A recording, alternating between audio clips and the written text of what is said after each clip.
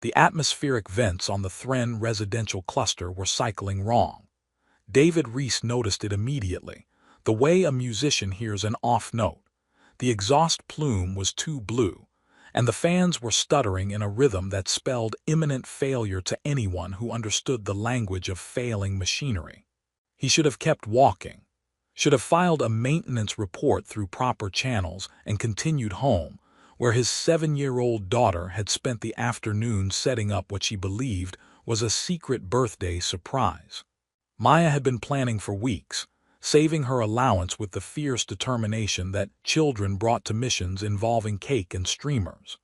David knew about the surprise because Maya was 7, and therefore constitutionally incapable of keeping secrets, whispering excited details before catching herself and insisting she'd said nothing. But the vents kept stuttering, and David's training as an atmospheric processing technician was a curse that made him see infrastructure failures the way doctors saw symptoms. The Thren cluster sat 3 blocks from his building, a hexagonal structure that looked like someone had convinced a honeycomb to grow 6 stories tall. Most humans avoided it, not from hostility exactly, more from the discomfort of encountering neighbors whose compound eyes and chitinous frames still triggered primal responses even after a decade of coexistence. A Thren female emerged from the cluster's entrance, her exoskeleton marked with the intricate patterns that David's cultural training identified as K-then clan designation. She was struggling with an access panel, her 4 manipulator limbs working in uncoordinated desperation. Beside her, slumped against the building's wall, sat a smaller Thren, child-sized, with the duller coloring of youth, moving with the sluggish quality that was definitely wrong. Thren younglings were supposed to be hyperactive, their metabolism running so hot that human children looked sedentary by comparison. David's feet made the decision before his brain caught up. He approached slowly, hands visible in what he hoped was a universal non-threatening posture. "Excuse me, do you need help?" The woman's translator unit sparked, made a sound like dying electronics, and went silent. She turned toward him, compound eyes reflecting the colony's artificial sunset in kaleidoscope fragments. Her mandibles moved, producing clicking sounds that his earpiece translator couldn't parse. It was making those apologetic beeping noises that meant language detected but processing failed. She gestured at the access panel with increasing agitation, then at the child, then at the vents overhead. The message was clear even without words. Something was very wrong and she couldn't fix it. David pulled his personal toolkit from his bag, the good one, with tools he'd collected over years, each one marked with human labels because Thren organizational logic made his head hurt. He pointed at the access panel, then at himself, raising his eyebrows in what he hoped translated as "may I?" The Thren woman made a rapid series of clicks, her posture suggesting desperate agreement. David knelt beside the panel, already running diagnostics in his head. The atmospheric readings on his handheld scanner made him wince. Oxygen levels were critically high for Thren physiology, sulfur compounds were almost absent, and the temperature regulation had been failing for at least 48 hours. He was amazed anyone was still conscious. His comm unit buzzed. A message from Maya. "Dad, where are you? The surprise is ready. Mr. Chen says the cake is gonna collapse if we don't eat it soon." David's thumb hovered over the keyboard. He looked at the child slumped against the wall, at the mother whose body language screamed terror despite species barriers, at the failing system that would probably kill them both within hours if someone didn't intervene. Colony maintenance wouldn't respond to a Thren cluster emergency until tomorrow at the earliest. Everyone knew that, even if nobody said it officially. He typed, "Emergency at work. Start without me. Save me some cake. Love you." It was a lie. This wasn't work, just conscience. He watched the message send, saw the read receipt pop up almost immediately, Maya checking her comm obsessively waiting for his arrival, and felt guilt settle in his stomach like concrete. Through the window of his apartment building 3 blocks away, He could see the lights from Maya's room where she'd hung decorations she'd made from recycled plastics. The Thren child made a sound like stones rattling in a box, and David turned his attention to the access panel. The system was worse than he'd thought. Not just malfunctioning, but jerry-rigged with incompatible parts, probably because proper Thren components cost 3 times what human parts did, and colony maintenance had priorities that didn't include equal resource distribution. He pulled out his micro-welder and started bypassing failed circuits. The work was familiar, almost meditative. His hands knew what to do while his mind wandered to Maya's face when she realized he wasn't coming, to the cake that misses. Chen had helped bake, because David's baking skills topped out at edible, to the decorations that would hang limply while his daughter tried to decide if she was allowed to be angry at her father for saving lives. The Thren woman stayed close, making sounds his broken translator couldn't interpret. Her fear was palpable. The rapid clicking increased whenever the child made those rattling noises, and she kept touching the youngling's exoskeleton with gentle precision. David recognized the universal language of a parent terrified for their child. An hour passed. Then 2. He had to physically crawl into the ventilation system at one point, squeezing through ducts designed for maintenance drones to manually reset a seized valve. His shoulders screamed protest. His knees discovered bruises he didn't remember acquiring. At one point he dropped a wrench and had to fish it out of a toxic waste trap, his hands coming away coated in chemicals that probably violated 6 safety regulations. But slowly, incrementally, the system responded. The atmospheric mix began shifting toward Thren-compatible levels. Temperature regulation stabilized.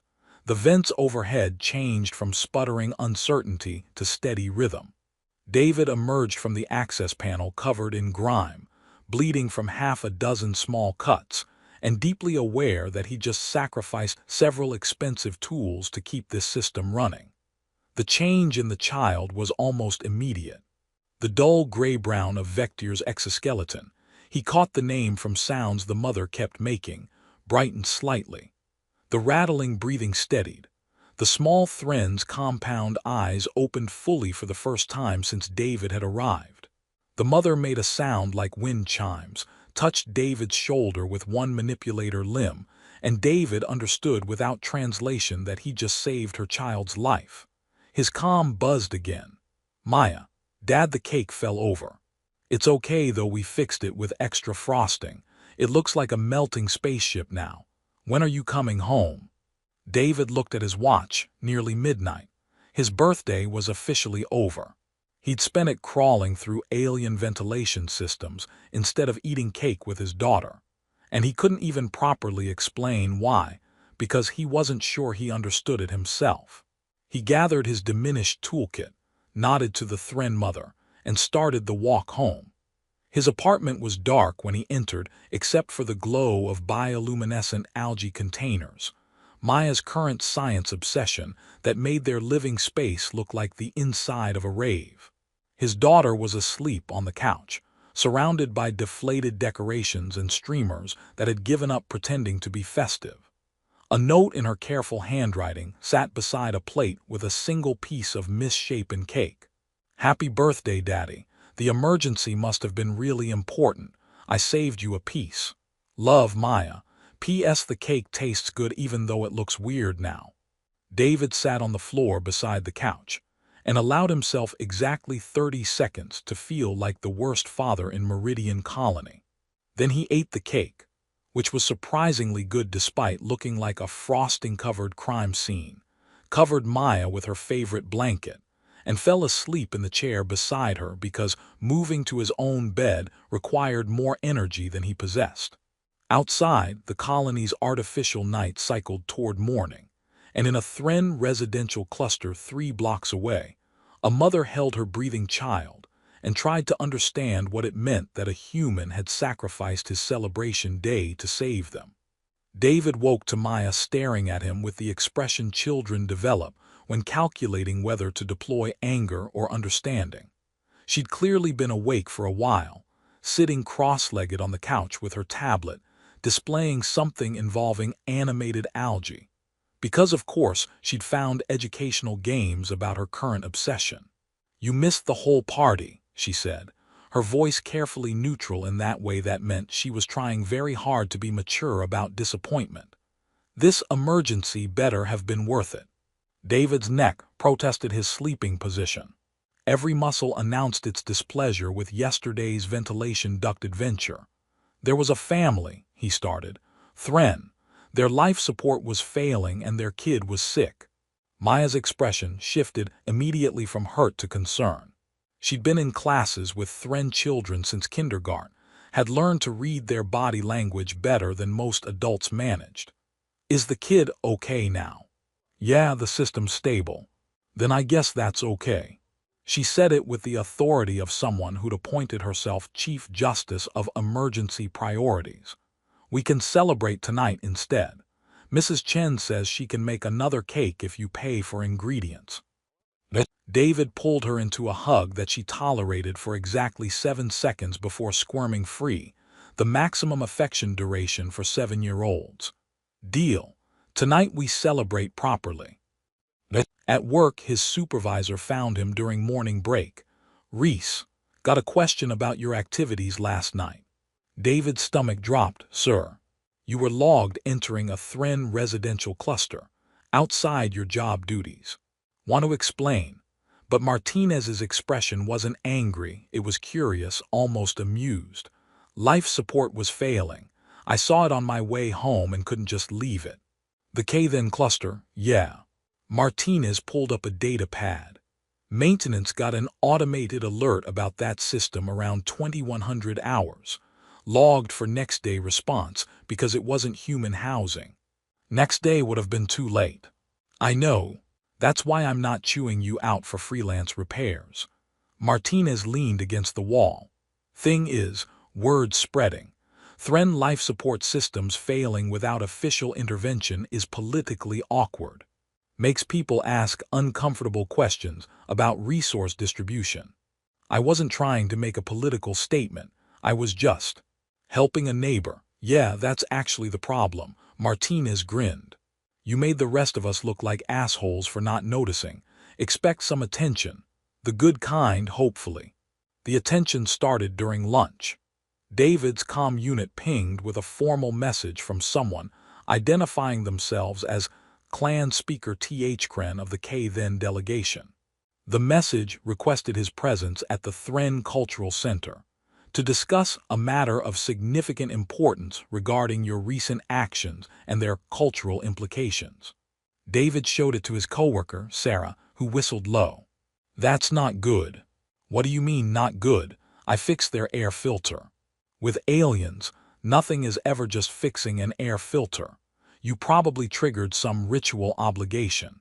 Like now you own them or they own you, or you have to marry their daughter or something." "That's racist." "It's experientially informed caution. Remember when Johnson helped that Thren carry groceries and ended up having to attend 8 family ceremonies?" David did remember. Johnson had complained about it for months. "I'll go after work. What's the worst that could happen?" "Famous last words," Sarah said cheerfully. The Thren Cultural Center sat in the colony's integration district, a building that looked like someone had convinced coral to grow in hexagonal patterns.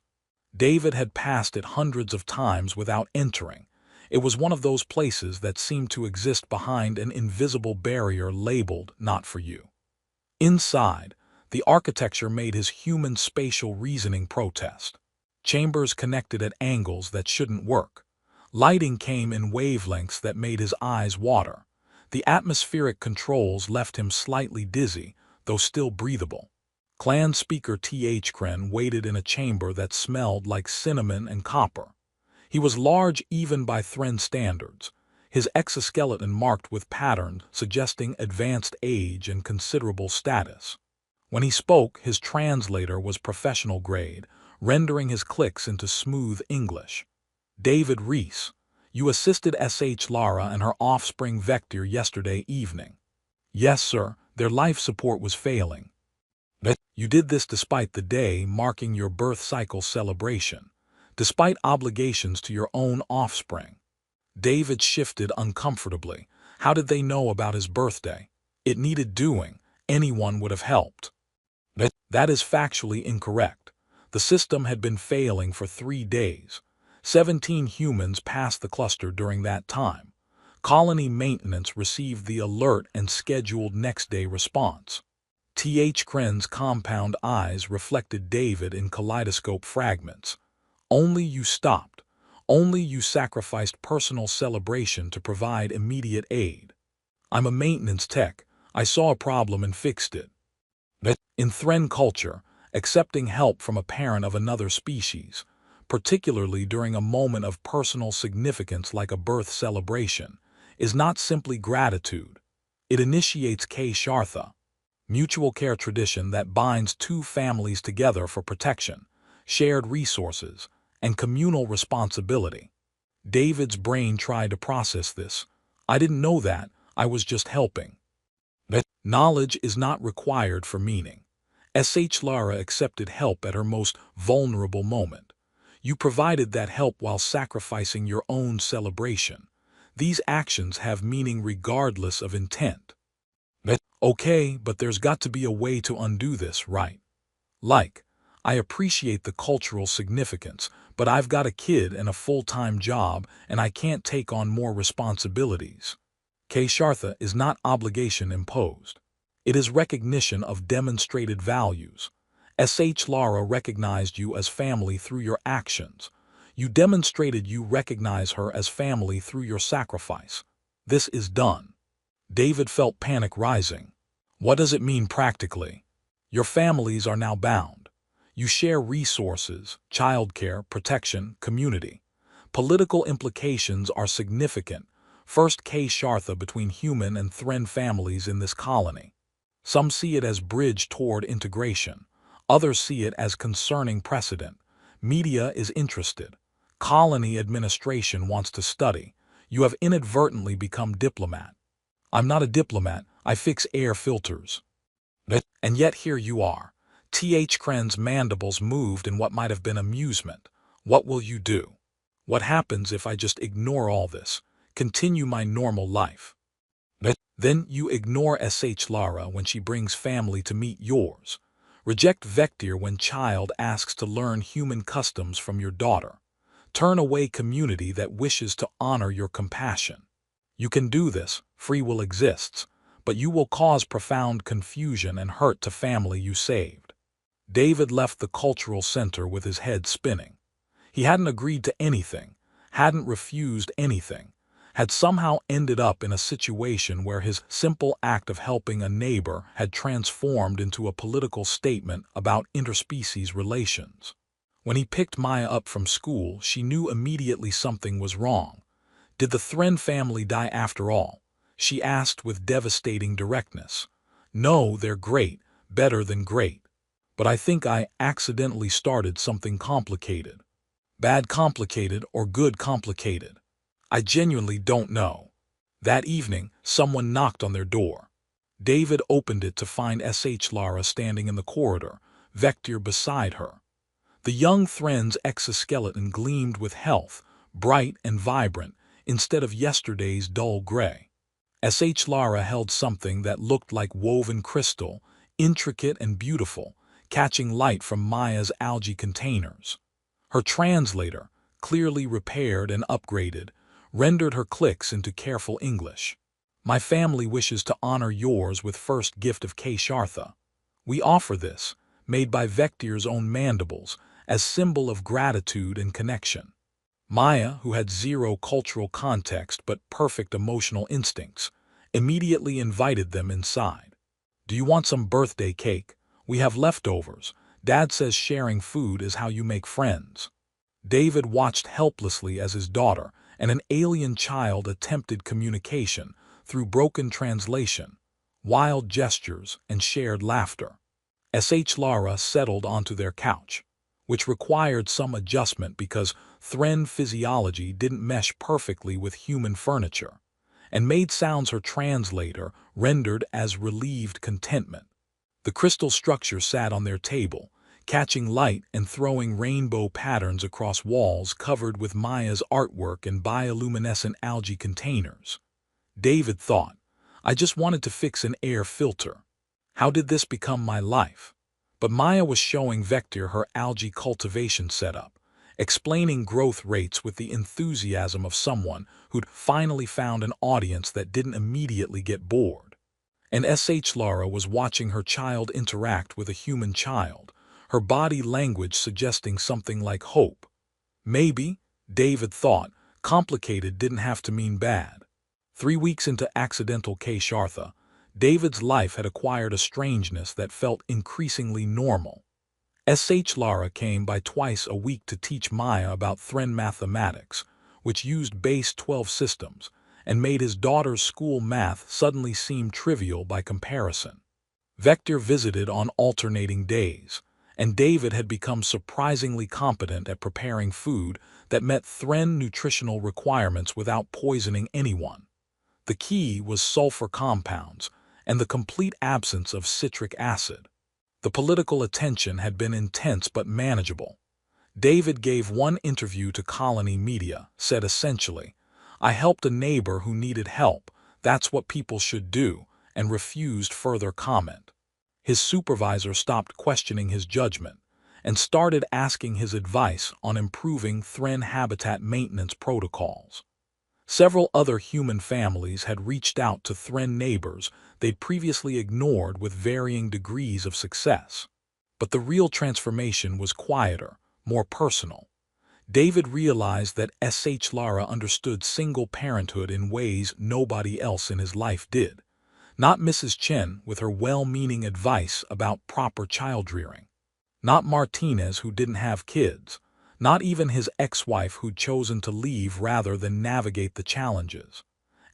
Lara knew what it was like to make impossible choices, to stretch resources that didn't stretch, to lie awake wondering if you were failing your child while simultaneously knowing you were giving everything you had.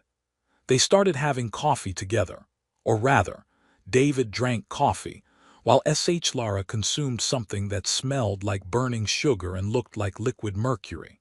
They met in the colony's common area where human and Thren amenities awkwardly coexisted, sitting at tables designed by someone who'd given up trying to accommodate both species' physiology and just made everything uncomfortable.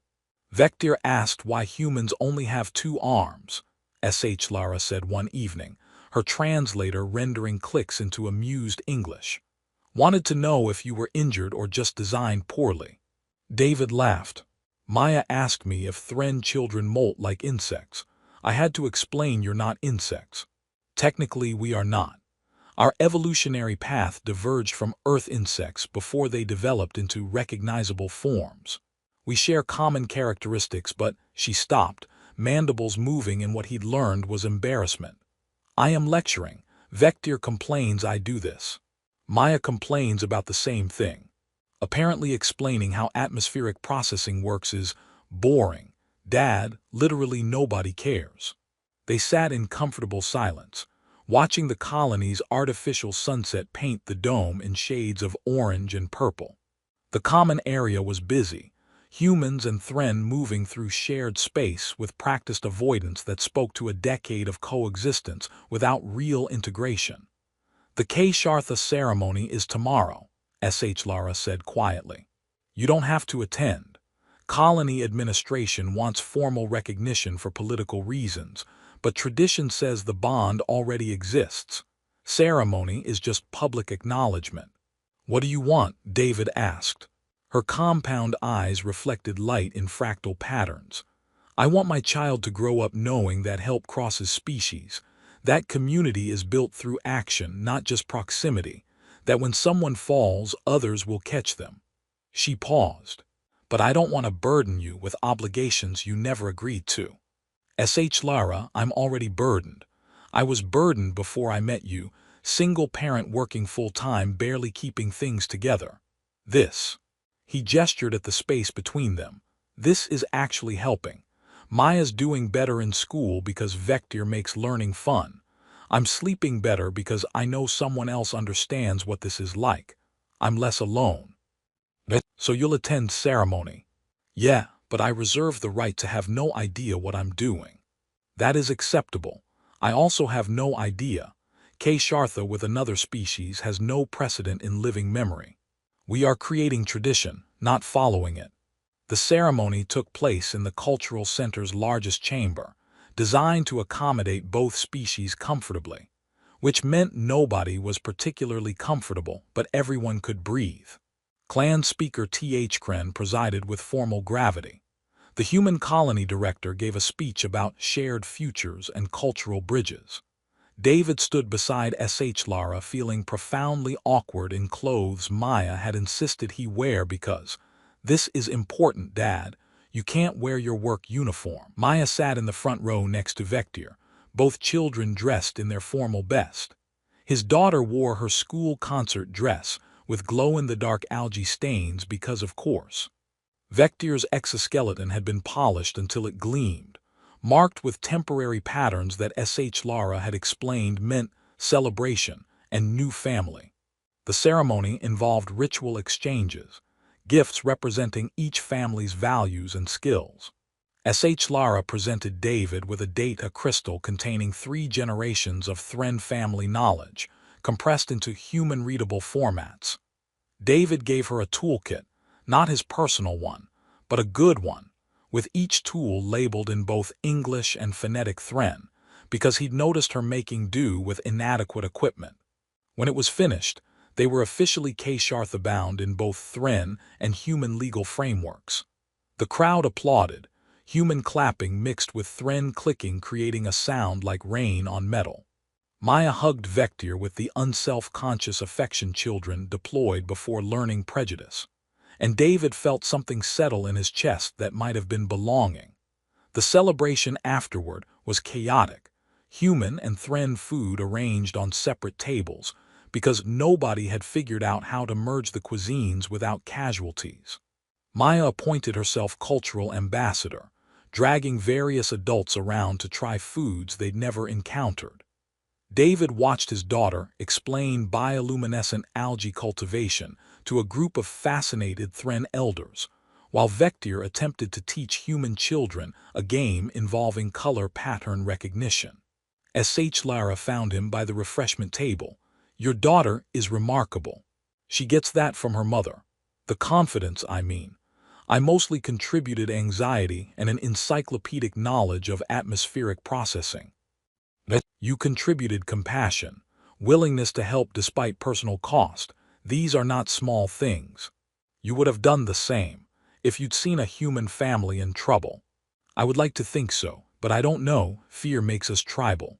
Exhaustion makes us selfish. You acted despite fear and exhaustion.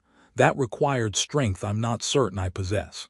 David thought about the night he'd helped them, about his birthday dinner sitting uneaten while he crawled through ventilation ducts, about Maya's disappointed face when he'd failed to come home. "I almost didn't stop. I almost reported it and kept walking. But you didn't, you stopped. That's what matters." They stood together watching their children create something new, a friendship that existed outside cultural boundaries, built on shared interests and mutual weird obsessions with science. Around them, the celebration continued, human and Thren adults attempting conversation through translation barriers and cultural confusion, making progress measured in small successes and comedic misunderstandings. Later, when the celebration had ended and they'd returned home, Maya brushed her teeth with the aggressive thoroughness of someone trying to remove all traces of alien cuisine. "Dad, are we different now? Because of Shartha?" David considered the question while she rinsed. "We're the same people, but maybe we're not alone anymore in the same way." "Good, I like Vector, and Sh Lara knows way more about math than you do." "Everyone knows more about math than I do." "That's fair." She climbed into bed, hugging her favorite algae container like a teddy bear. "Dad, I'm glad you missed your birthday. I mean, I wasn't glad at the time, but I'm glad now." "Does that make sense?" "Perfect sense." He kissed her forehead. "Get some sleep. Tomorrow Sh Lara's teaching you something called quantum probability mathematics." Awesome. Vector says it makes human physics look like baby stuff. It definitely does. After Maya fell asleep, David sat on their small balcony looking out at Meridian Colony's nighttime glow.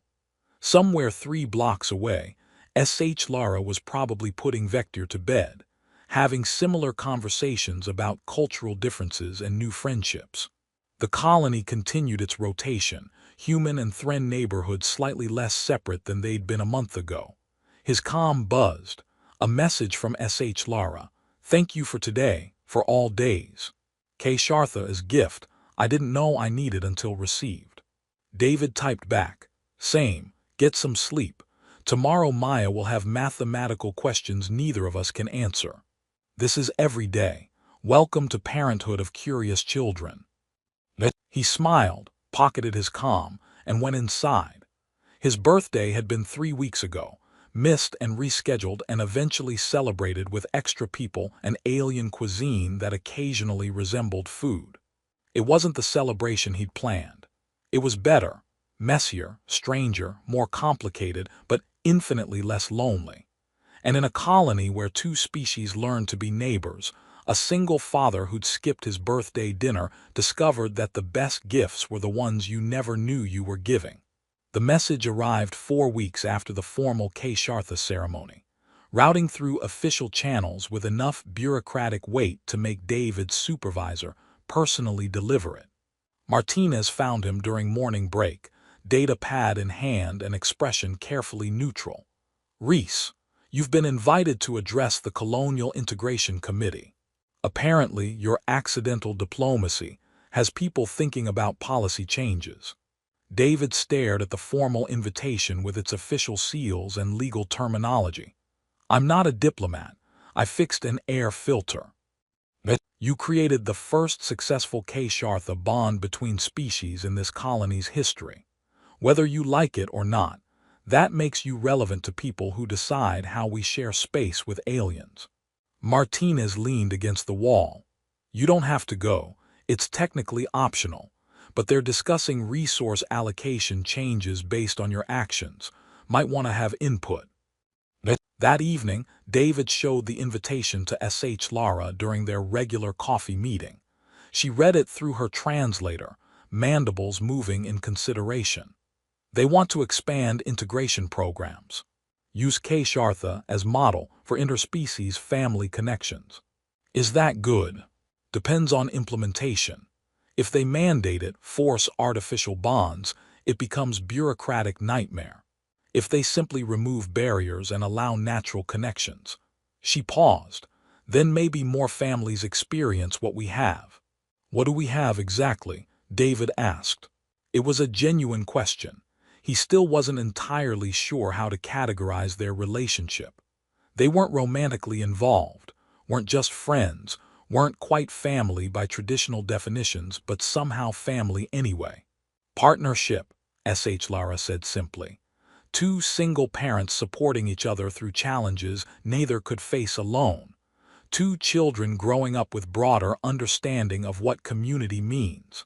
Her translator rendered a sound that might have been contentment. What humans call chosen family, what Thren call Keshartha. Same concept, different languages. The committee hearing was held in the colony's administration center, a building designed by committee to offend nobody's aesthetic sensibilities, and succeeding only in being aggressively bland.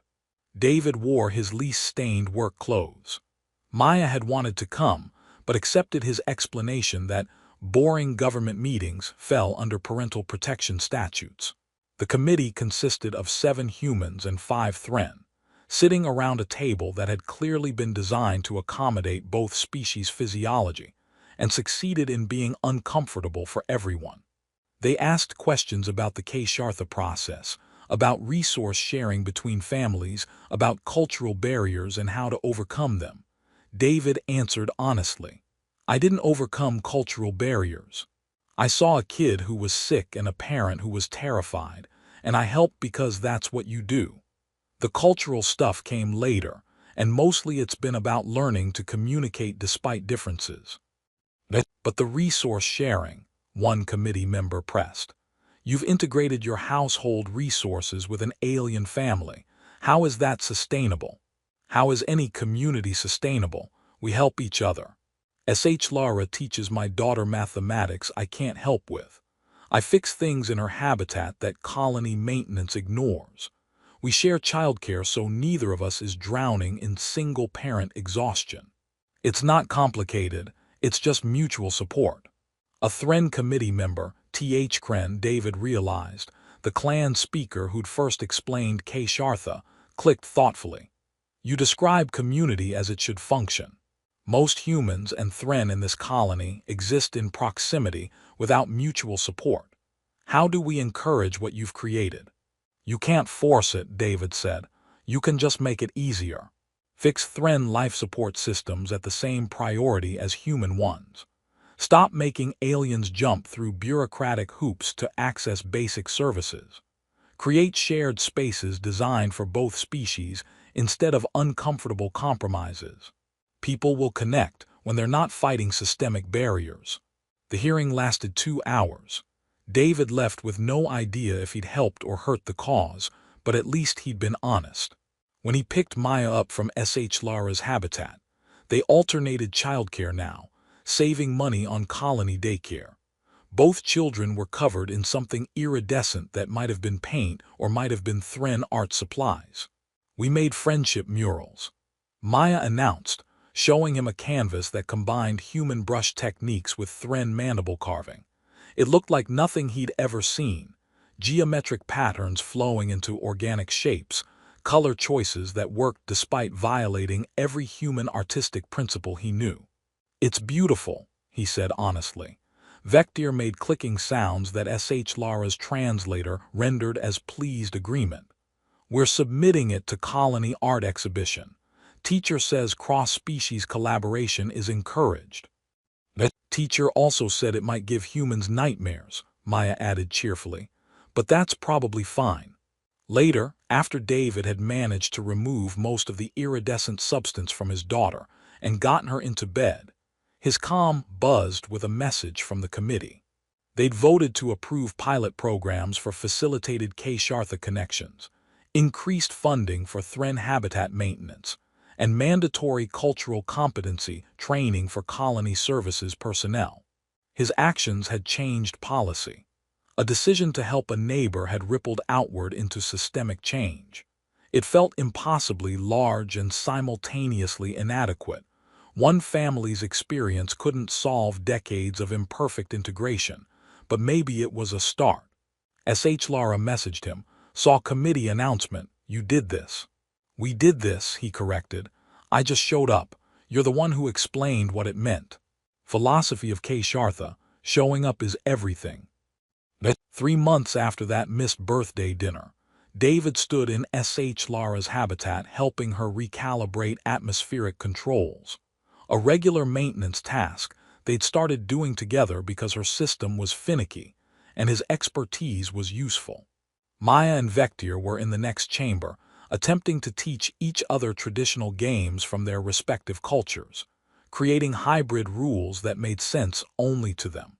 The colony director asked if we'd be willing to mentor other families, SH Lara said, adjusting a control panel.